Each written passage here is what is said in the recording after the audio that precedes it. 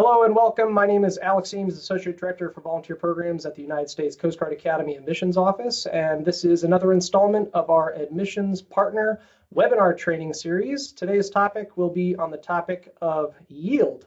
What do I mean by yield? It doesn't necessarily mean like that stop at the intersection.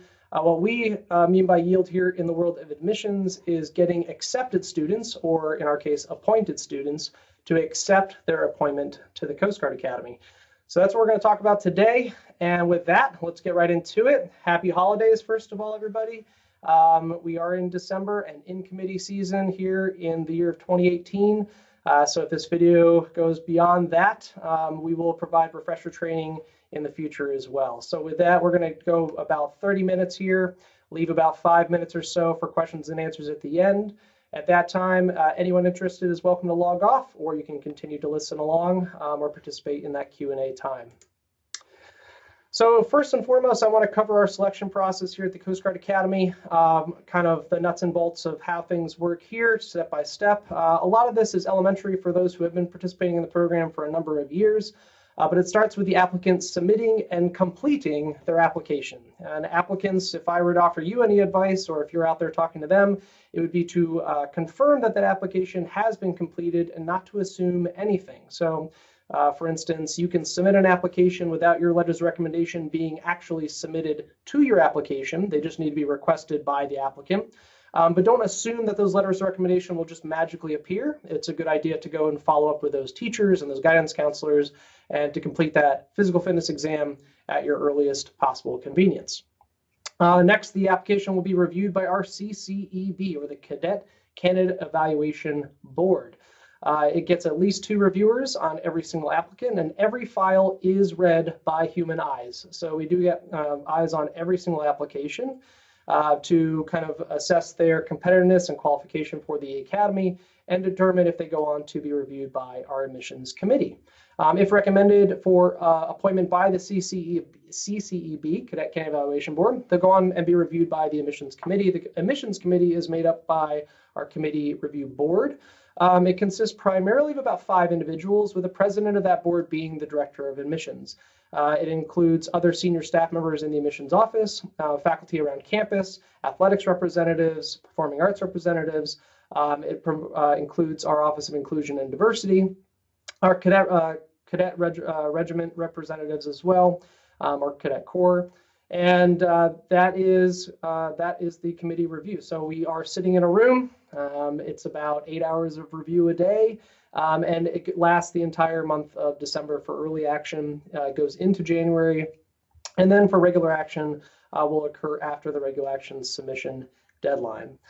Decisions are held until on or around, so not necessarily right up until that decision deadline or notification deadline, but up on or around that notification deadline for the class shaping. So we're going to look at all the decisions we make and make sure that we're making the best selections for the class, for the Coast Guard, and for the nation.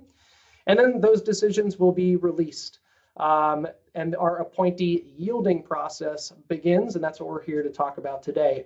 As far as admissions partners and your job at this point, our office and these positions, Ms. Megan Grills and myself, will notify you and all admissions partners when it's okay to start contacting applicants about their appointments. We do offer some leeway and some time for our athletic representatives and our coaches to reach out to students to first congratulate them. We allow time for the admissions officers to reach out to students and congratulate them. And then we, of course, let our admissions partners in on the process. It really takes a village. It takes multiple touches to make this whole thing happen. And then you'll be given time as well to reach out to these students. All conditional requirements are met by the applicant. That's the next step in the process.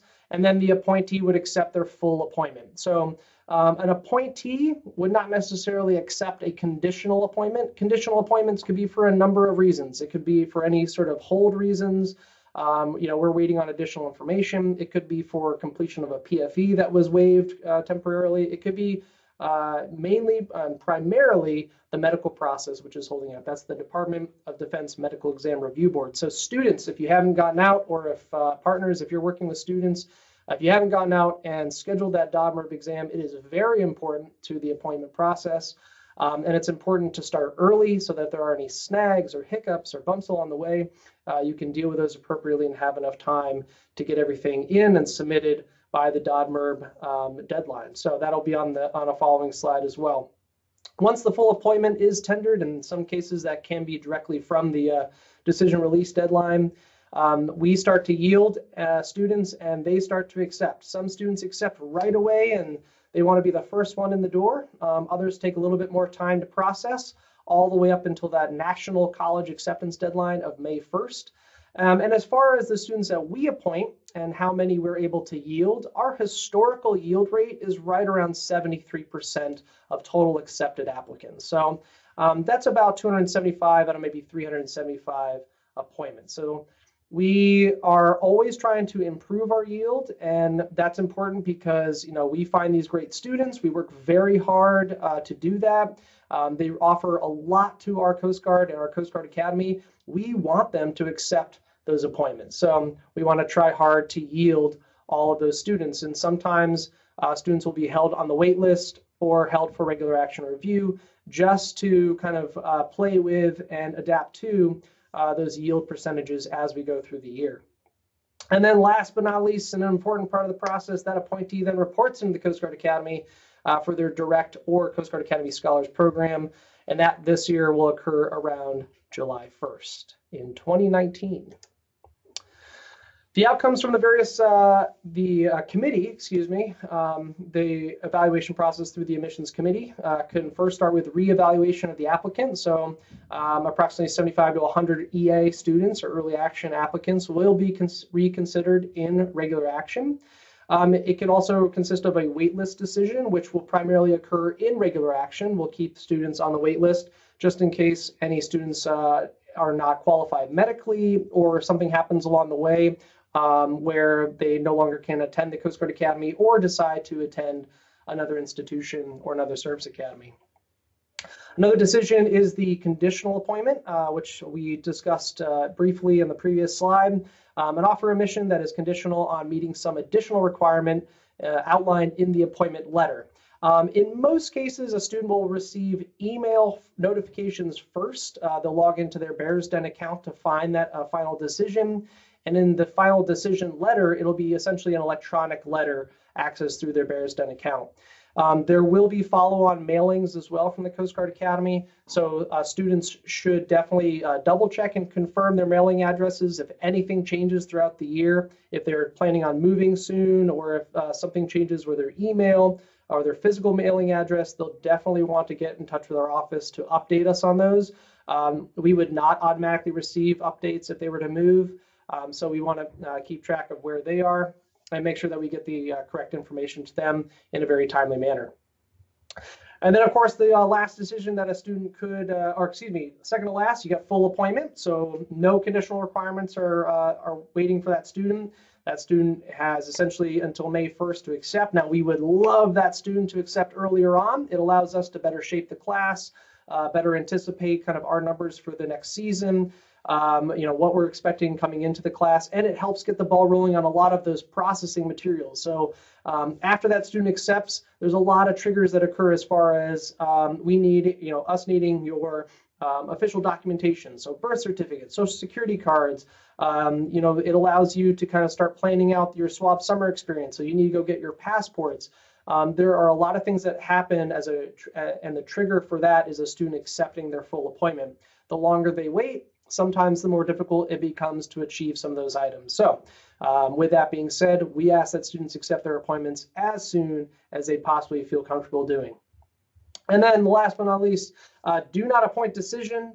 The applicant will no longer be reviewed for this application cycle and is then denied appointment. But is that the end of the road? Not necessarily. So for that student, we ask that if they still meet those eligibility requirements, they continue on to other great programs or institutions and then reapply in following classes. If they would no longer meet eligibility requirements, typically because of aging out, we ask that they maybe explore other Coast Guard career opportunities. We actually will have another presentation coming up in a couple months where we talk about some of those alternate Coast Guard accession programs, whether it's Officer Candidate School or the Sea-Spy program, and the great resources available there, encouraging you and all those students to go out and check out www.gocoastguard.com to learn more about all of those other accession programs. So those are the various outcomes that students could potentially receive. The dates and deadlines, which actually are starting to overlap into 2019. Crazy to think we're in the new year already. Regular action deadline will be January 4th. That's a big one this year, and that is a deadline. So it's not a nice to meet. It's not, hey, it's flexible deadline. So any applicants who submit on, 12:01 a.m. on January 5th, and that is taken all the way out to that Hawaiian Western Pacific Territory time zones. Anyone who misses that mark will unfortunately miss this year's review for the class of 2023. Early action decisions are released on or before, again, I'm going to say on or before January 15th. Regular action decisions will be released on or before April 1st. Sometimes if we are able to process everything a little early, those decisions may be able to go out a day or two early, but it looks like we are on schedule for those release dates. The DODMER completion date this year is April 15th, and the national decision deadline, again, hard deadline of May 1st. That's the accept decline deadline for all students, and that's really our benchmark for the yield purpose of this part of our application cycle. And then again, class 2023 reports, July 1st. It's very exciting stuff. All right, so let's talk a little about yield. Let's talk about talking to these students and getting these accepted students excited about their appointment and how we're going to do that. Now, the analogy that I like to use and that I've heard in the past and made me chuckle is the boil the frog analogy. Now, how do you boil a frog? You don't just dump it right into the boiling water because it's going to jump right out. You do it slowly. Little agreements lead to big decisions. So let's say a student gets their acceptance and you start to talk to them about that acceptance process. It doesn't start with, hey, are you going to accept your appointment? It starts with questions. It starts with little things like, what do you see yourself doing in the Coast Guard? What type of career opportunities are you looking for? Have you ever visited the academy? And then those questions might develop into little yes questions. So if you did visit the academy, wasn't it a beautiful campus? Yes. And it absolutely is. It's a beautiful campus here on the Thames River. Or if you visit the academy, the student body was absolutely fantastic. Wasn't it 1,000 in the Corps of Cadets? A real family atmosphere, a very tight-knit community, small classrooms, a personalized experience as far as academics, and really in many of the classrooms, especially our cyber engineering and some of our space technology programs, on the cutting edge of what students are offered. Yes, it's these little tiny yeses that could lead to a big decision for a student. Using your resources, you can help to either develop questions or get those little yeses from the student. So like, let's say they can't even visit CGA, but they have the online virtual experience and those walking tours of campus that are all virtual. Absolutely beautiful, breathtaking imagery, video, pictures. I encourage students to go on and check it out. Use your admissions officers. So the admissions officers will be talking to the students. They'll be as engaged in the yield campaign process as you are. But at the same time, especially for early action applicants, they are still working on regular action review while early action students have their decisions in hand and are working on those decision process, for themselves.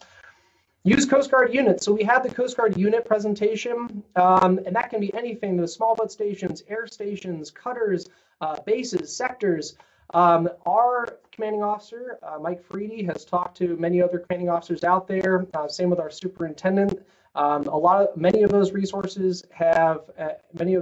officers have lent their resources to our disposal. So get out there, meet your local Coast Guard assets, get students in touch with them, set up those events. I've seen so many great examples of over the last year and a half or so of events such as these. One amazing one that stands out in my mind is the flight opportunity that Mr. Carl Verlinden out in Oregon offers students accepted from the state of Oregon. He gets them onto a helicopter, which is authorized by Coast Guard policy. Accepted students are authorized to fly on Coast Guard aircraft. He gets them into a helicopter, flying. Really incredible stuff for a high school senior, soon-to-be graduate, or even a college-age student who's looking to come to the Coast Guard and be inspired to follow their passions and follow their dreams. So use Coast Guard units. We have an incredible amount of resources at our disposal as far as units in amazing locations, and Coast Guard units tend to be pretty friendly, open, and willing to accept those students, especially if they've been accepted to the Coast Guard Academy. Outreach with coaches, our music programs, academic points of contact, that's very important as well. So if you get onto our website and you go to Cadet Life or our academic section on our website, you can find the points of contact for many of those people, such as Jan Frankel, or for our cadet band, or Dr. Bob Newton, or if you go to USCGAsports.com, encouraging those students to reach out to those resources, get in touch with those coaches, with those music directors, is a critical component to this entire process. Really, the more quality interactions we can have, the better for the student and the better for the process. Look beyond the immediate. So having a conversation with the student, you want them to look probably 5, 10, 15 years down the road. It's very difficult in some cases because many cases students are really looking at like, what am I going to do tomorrow? Or what am I going to do next week?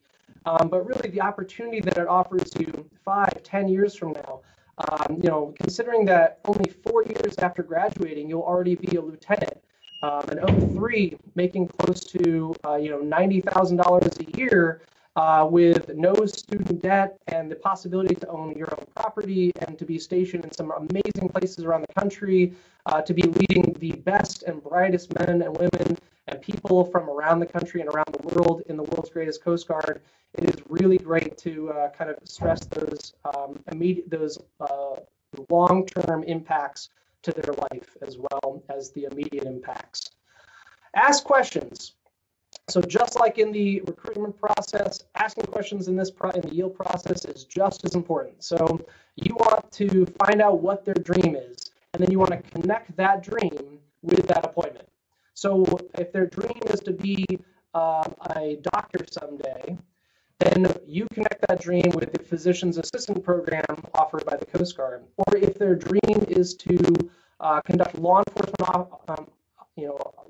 operations on the high seas, you connect that dream with law enforcement units in the Coast Guard and the maritime law enforcement classes they'll be taking here.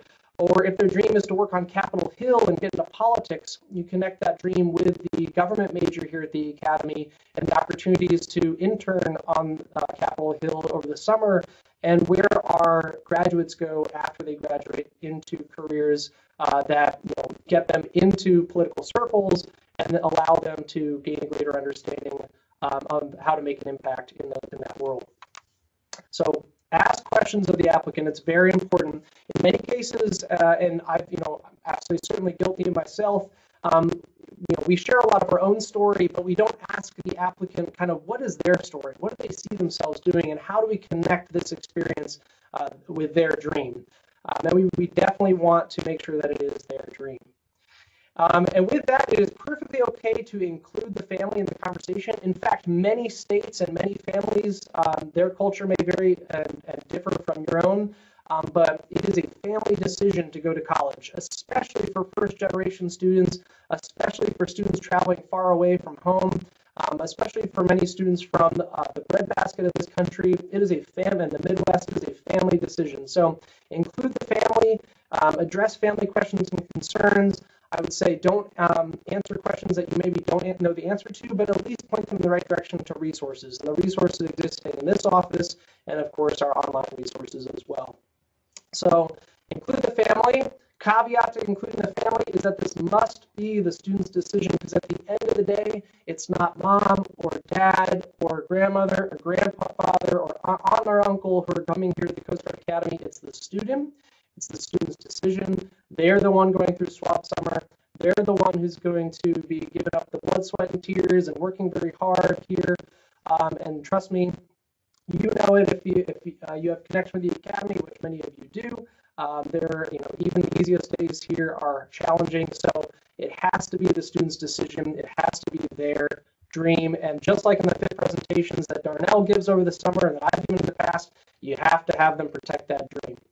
Where we struggle most, geographically speaking, are the states listed there on the right side of the slide. If you can't see the slide, we have New Mexico, Oklahoma, our Dakotas, both south and north, Wyoming, Idaho, and Montana.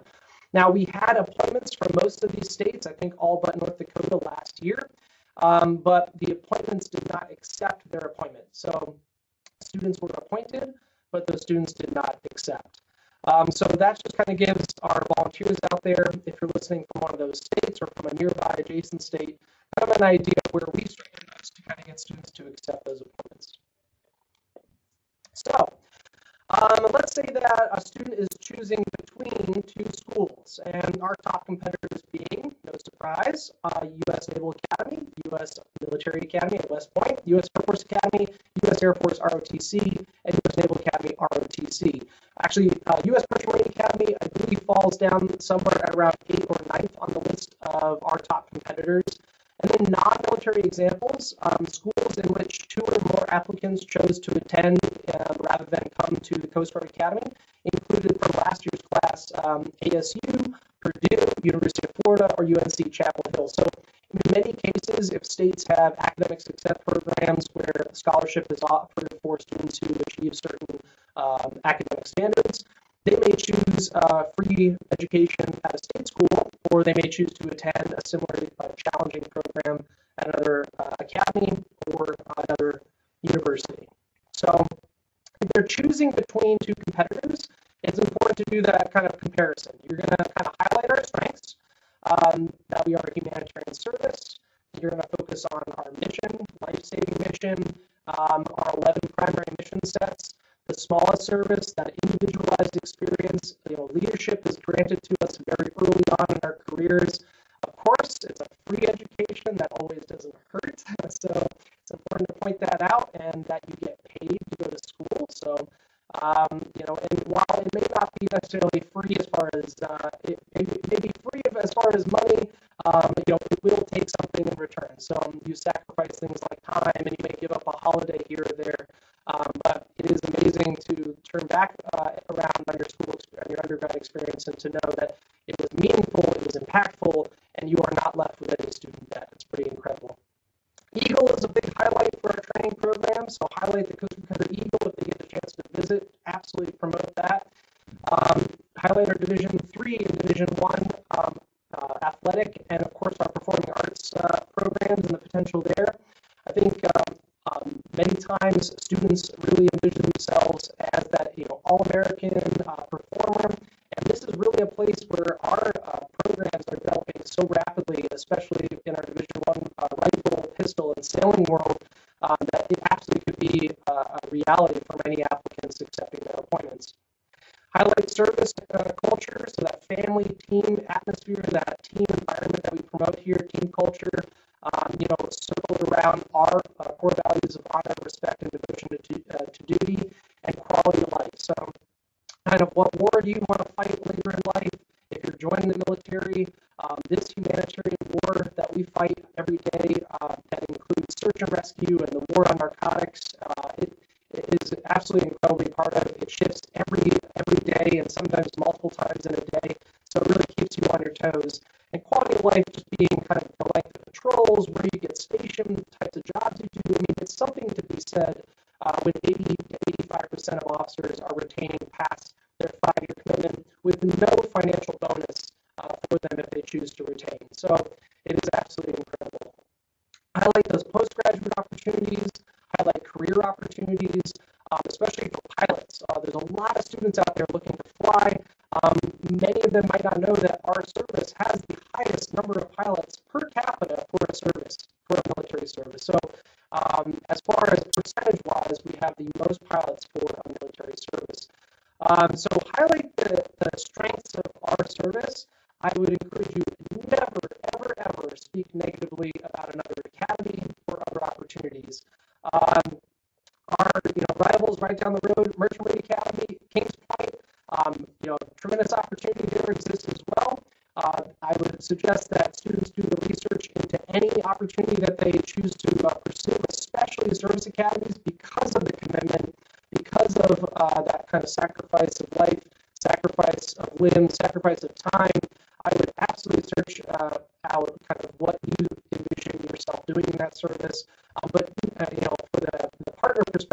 never speak negatively about another academy. All right, so recommended events for yielding students. Of course, first and foremost, the visit is critical. So if we can get a student here to campus, and there are financial programs available to help do that, we would encourage them to do so. Appointment presentations are fantastic ways to kind of get out in public and publicly recognize that student. So you'll start seeing appointment presentation requests come in the spring, and that is something that many of our volunteers and you yourself could potentially get involved with. So we ask that students follow the directions in their appointment package to get those appointments presented to them, contacting our office and doing it in the appropriate manner so that we make sure that we can get someone there for you. And for partners, if students do reach out to you, let us know that you're going to be helping them, because we want to definitely recognize you for helping us cover that student's very important presentation. We offer press release opportunities for students.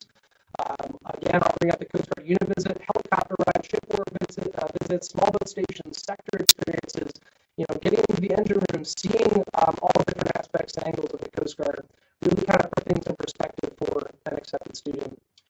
Using regional, state, and local welcome aboard events, so many times this is in conjunction with your parents' associations. I've seen great examples of this in Colorado. I've seen great examples of this in New York. So hosting an event where the Parents Association combined with the Partners Association gets together, celebrates the students, gets them meeting each other. It's a really powerful moment for a lot of those students, and they start to kind of bond with their class early on. The Congressional Academy appointee events, so oftentimes congressmen and senators and congresswomen will have events to get their constituents together, especially those appointed constituents, to meet each other, similar style events, kind of learning about each other's backgrounds. There's folks from all different academies present, and they want to take pictures with and recognize with and celebrate with those Coast Guard Academy cadets. Signing ceremonies. Now, this is a little bit new to me. I remember back in just 2005, not that long ago, but I don't even remember anything like a signing ceremony. I think I actually signed my acceptance like on the back of my father while I was standing there with my appointment package in hand. So signing ceremonies now are a growing thing. They're used on social media to kind of say, like, I'm declaring that this is my school, this is where I want to go, I want to celebrate, help celebrate with me. So setting up the table, setting up that tablecloth, getting into a nice, maybe the signing ceremony is on the bridge of a ship or it's in a helicopter. You can really make the signing ceremony something special to publish out there for students. So the ultimate task here is to make this big deal a big deal, because guess what? It's a big deal. And that's what I want to convey here is to use all these tools at your disposal and really make this something special for the student. So that concludes this presentation, and I appreciate again your involvement and participation. I know some of, just based on our network connectivity here in my office, there may have been some drop in or drop out. But if you have any questions this time, I'd be happy to address those questions. We have a couple minutes remaining before we sign off. Again, this presentation will be saved for publishing online and used throughout the near future and updated for any future content as needed. So we can share this with folks who missed today's presentation. So at this time, I will take any questions if those are available.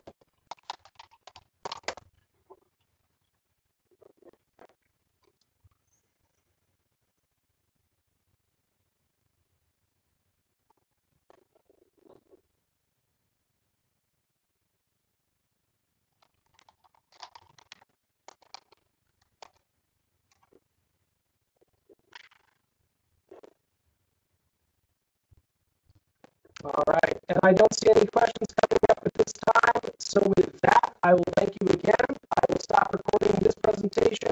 I'll try logging back in to talk to anyone who might be remaining.